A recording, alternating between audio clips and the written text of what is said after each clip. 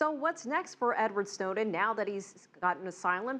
Earlier, I spoke to Adam Thompson, a lawyer based in New York City, and I asked him where he thinks Snowden might go after his 1 year in Russia expires.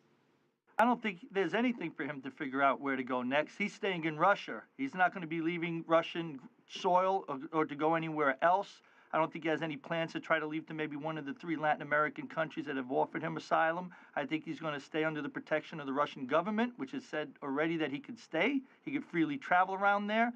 And given the choices of where he can go, Russia has, a lot of clout with the United States, and he's less to be messed with if he remains there than if he was to travel somewhere else. Well, Russia also set some conditions for him to abide by while he is there. And a lot can happen in a year. Countries that have either decided to offer him asylum or even Russia could change their mind. Well, they can, but the thing is, he's already been offered the asylum. It's for a 1 year term. The conditions are basically that he stop leaking any information regarding the United States and not do anything that would in any way damage or harm the United States military secrets or national security. And he has agreed to abide by that. So that were conditions that he agreed to. The problem is if he continues to do something or works further with WikiLeaks or something like that, then maybe they will reopen it to consider it at that time. But I really don't see a change in that status. I think with the attorney advice he's going to get that he independently has and through WikiLeaks, I think he's going to just follow protocol and try to lay low. Well, what is the protocol? What will he be doing in Russia for the next year? I think he's just going to try to assimilate there. He's already supposedly trying to learn the Russian language, so he's going to try to really just blend in with the population, probably get some kind of employment there. It would be no surprise to me, given that he supplied so much information to WikiLeaks, and WikiLeaks has been so involved in helping him try to find a country to get asylum in, that he probably ends up doing something with that company. Well, what message does Snowden's temporary freedom in Russia send to other whistleblowers, especially with the Bradley Manning case right now? Obviously, this is all a blow to the U.S. government.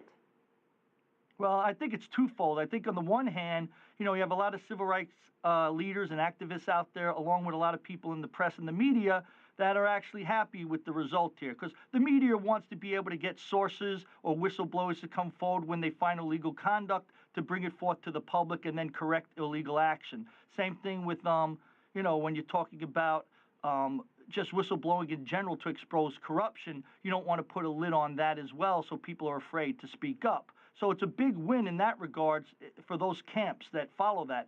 But the U.S. government, obviously, this is a tremendous blow because they want to prosecute him under the Espionage Act, and they don't want to encourage action like this and more people coming forward with potentially damaging information to our national security.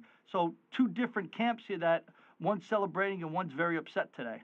Well, what's next for the U.S. government then? Any recourse for federal prosecutors in this case?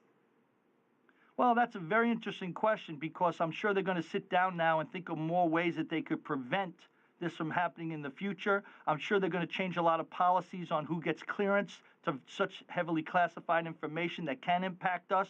I think they're also going to probably try to reopen negotiations with countries out there that we don't have extradition clauses with so that we can, in the future, be able to arrest and locate someone such as Snowden and bring him back to our country to be prosecuted. They certainly don't want this to happen again or think that potential whistleblowers that do this in the future have a clear path and a way out.